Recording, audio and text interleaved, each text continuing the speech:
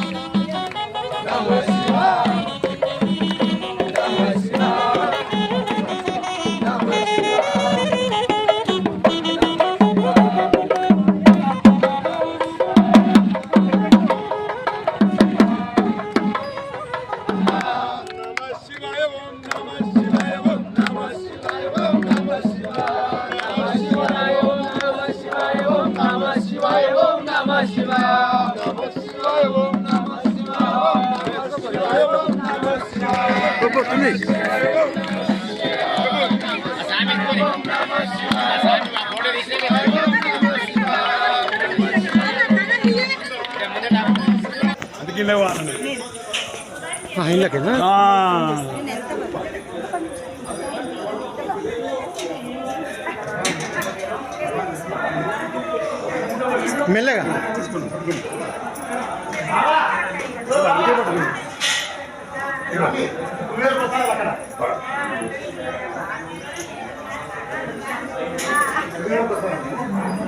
శివ ఇట్రా, శివుడు దా.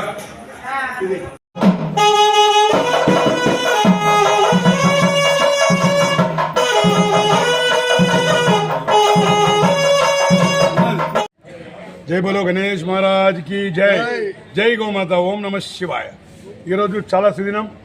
ఎందుకంటే మన 3 సంవత్సరాల నుండి కన్యకా పరమేశ్వరి ఆత్మర్పణ దినోత్సవం సందర్భంగా మన కులదైవమైనటువంటి వైశ్యుల కులదైవమైనటువంటి శ్రీ కన్యకా పరమేశ్వరి పెనుగొండ అమ్మవారి దగ్గర గత 3 సంవత్సరాల నుండి లడ్డు వేలం వేయడం జరుగుతుంది. ఆ లడ్డు ప్రసాదం అనుకోకుండా కూడా ప్రతి సంవత్సరం ఆ అమ్మవారు నాకే ప్రసాదం జరుగుతుంది. ఫస్ట్ సంవత్సరం కూడా కృష్ణాబాలు ఇవ్వడం జరిగింది. 2వ సంవత్సరం సిద్దిపేట వైశ్యభవన్ అమ్మవారి కన్యకా పరమేశ్వరికి మరియు తిరుపతిలో కొత్త వీధి కన్యకా పరమేశ్వరి అమ్మవారికి సమర్పించడం జరిగింది. ఈసారి 3వసారి కూడా, ఎందుకంటే సిద్దిపేటలో జరిగిన శరవేశ్వరి దేవాలయంలో కూడా జగజ్జయని వాసవి మాత ఉంది కాబట్టి ఇక్కడ కూడా ఈ సంవత్సరం చండీ అంటే గోమాత పేరు చండీ ద్వారా అక్కడ కన్యకా పరమేశ్వరి దేవి, ఇక్కడ కన్యకా పరమేశ్వరికి ఈ లడ్డు సమర్పణ చేయగలిగింది. ఈ సందర్భంగా ఇక్కడ ఉన్నటువంటి ప్రధాన అర్చకులు కుశమూర్తి స్వామి గారికి అదొక లడ్డును అతని ద్వారా అమ్మవారికి నైవేద్యంగా పెట్టడం జరిగింది. ఈ సంవత్సరం కూడా తిరుపతిలో కొత్త వీధి కన్యకా పరమేశ్వరి దేవాలయము 42 ఎకరాల స్థలంలో 22 ఎకరాలు అన్యక్రాంతమైంది. ఆ 22 ఎకరాల స్థలంలో కూడా మనకు దాదాపు లేదన్నా ఒక 8 కోట్ల ల్యాండ్ మాకు ఇవ్వడం జరిగింది గణేష్ సిద్ధరామేశ్వర ఫౌండేషన్. ఆ స్థలంలో కూడా దాదాపు 18 ఎకరాల స్థలంలో తిరుపతిలో నిన్న శనివారం నాడు కూడా ఈ యొక్క లడ్డు ప్రసాదాన్ని మొత్తం చల్లి ఒక ఆలయాన్ని శుద్ధి చేయడం జరిగింది. ఈ సందర్భంగా ఇక్కడి గోమాత సేవా పరిషత్ రుద్రసేన వారి ద్వారా ఇక్కడ సర్వేశ్వర దేవాలయం ప్రధాన అర్చకులు గారు వారి యొక్క సందేశాన్ని ఇవ్వాలని కోరుకుంటున్నాను. వాగర్థ వాగర్థ ప్రతిపత్తి జగధ పితరో వందే పార్వతీ పరమేశ్వరు. సిద్దిపేటలో ఎస్ఎస్ఆర్ ఫౌండేషన్ ద్వారా నిర్వహించిన వాసవి కన్యా పెనుగొండ మాత దగ్గర తీసుకున్నటువంటి లడ్డు ప్రసాదాన్ని స్థానిక అన్నపూర్ణ దేవాలయం నుండి పురాతన దేవాలయం నుండి శిరవేశ్వర స్వామి దేవాలయం దగ్గర తీసి విశాలాక్షి కన్నికాపరేశ్వర మాతకు సమర్పించడం జరుగుతుంది. అట్టి ప్రసాదాన్ని చండి అనే గోమాత ద్వారా వినియోగించడం జరుగుతుంది. అట్టి ప్రసాదాన్ని భక్తులందరికీ ప్రసాద వితరణ చేయడం జరిగింది.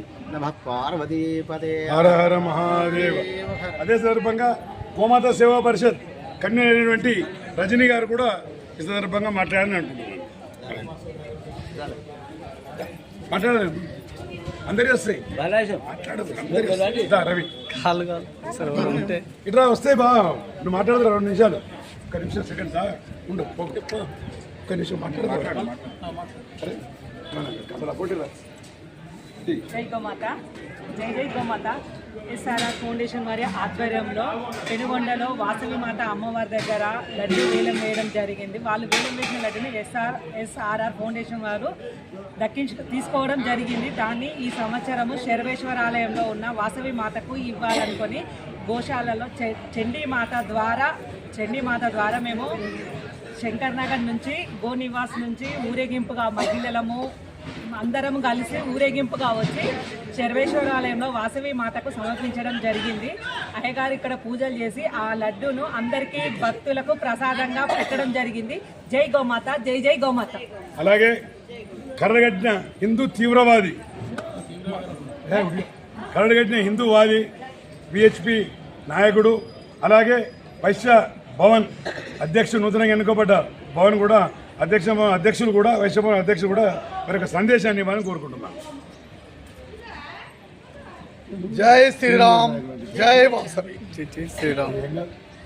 మాకు ఈ శివదీక్షామృతాన్ని ప్రసాదించిన మొరంశెట్టి రాములు గారి తండ్రి మొరంశెట్టి వెంకటేశం గుప్తా గారికి మేము అన్యదా నమస్కారాలు చేసుకుంటూ ఈ శివదీక్షలో శివదీక్షామృతాన్ని కూడా దాదాపు 30 సంవత్సరాలుగా పొందుతూ ఉన్నాము. అదే మాదిరిగా వారి తండ్రి బాటలో మొరంశెట్టి రాములు గారు ఆధ్యాత్మిక చింతనలో గోసేవలో పయనిస్తూ ఉన్నారు. గోవులకు పేరు పెడతాడు, గోవుకు 21 దినం చేస్తాడు, గోవును పేరు పెట్టి పిలుస్తాడు. ఒక కొత్త రచన చేసి సమాజంలో హిందూ సమాజాన్ని కదిలించాలనే ప్రయత్నం చేస్తాడు. విచిత్రం, గోవుకు బోడపళ్ళు పోస్తాడు, పేరు పెడతాడు. రకరకాల ప్రయోగాలు చేసి హిందూ సమాజాన్ని కదిలిస్తున్న మొరంశెట్టి రాములు గుప్తా గారిని వారు మొన్నటి వరకు టీటీడీ కమిటీ మెంబర్గా ఉన్నప్పటికీ తర్వాత ఆ పదవి తదుపరి కూడా అదే సేవలో పయనిస్తూ ఉన్నారు. వారు కూడా వచ్చే సంవత్సరం శివదీక్ష తీసుకొని శివదీక్ష మాలలో మాకు కలిసి పనిచేయడానికి రావాలని, అదేవిధంగా వైశ్యభవన కార్యక్రమాలన్నిటి కూడా మా చేదోడు వాదోడుగా ఉండి సహకరించాలని, మమ్మలను ఆదర్శంగా బాటలు వేసి ముందుకు తీసుకువెళ్ళాలని వైశ్యభవన్ కమిటీ తరపున మళ్ళా హిందూ ఉత్సవ సమితి తరపున మొరంశెట్టి రాములు గుప్తా గారికి శుభాభినందనలు, ధన్యవాదాలు, నమస్కారం తెలియజేస్తా ఉన్నాం. జై శ్రీరామ్ జై వాసవి. అలాగే 19